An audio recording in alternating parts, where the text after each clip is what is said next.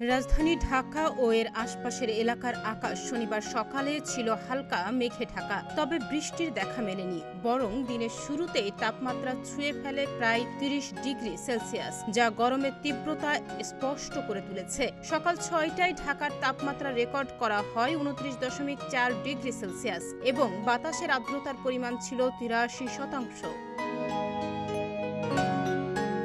এদিকে সকাল ৭টা থেকে পরবর্তী ৬ ঘন্টার জন্য পূর্বাভাসে বলা হয়েছে ঢাকার আকাশ অস্থায়ীভাবে আংশিক মেঘলা থাকতে পারে, তবে সারাদিন আবহাওয়া শুষ্ক থাকবে। এ সময় দক্ষিণ ও দক্ষিণ পূর্ব দিক থেকে ঘন্টায় ৮ থেকে ১২ কিলোমিটার বেগে বাতাস প্রবাহিত হওয়ার সম্ভাবনা রয়েছে।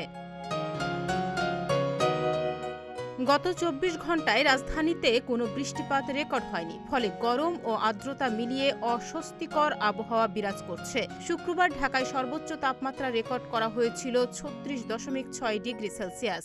আজকের সর্বনিম্ন তাপমাত্রা ২৯.২ ডিগ্রি সেলসিয়াস। পূর্বাভাসে বলা হয়েছে আজকের আবহাওয়া তাপমাত্রা প্রায় একই রকম থাকতে পারে।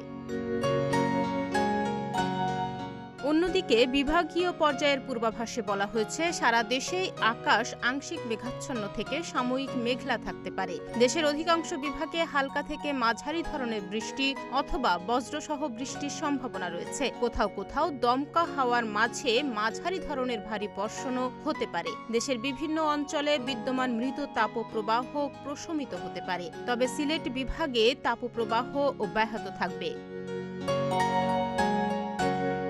এছাড়া আবহাওয়ার পূর্বাভাসে জানানো হয় সামগ্রিকভাবে দেশের তাপমাত্রা কিছুটা কমতে পারে, যা জনসাধারণের জন্য স্বস্তির কারণ হতে পারে। তবে আবহাওয়ার পরিস্থিতি দ্রুত পরিবর্তনশীল হওয়ার স্থায়ীভাবে তাপমাত্রা ও বৃষ্টিপাতের ভিন্নতা দেখা যেতে পারে। তাহনিয়া ইয়াসমিন, প্রতিদিনের বাংলাদেশ।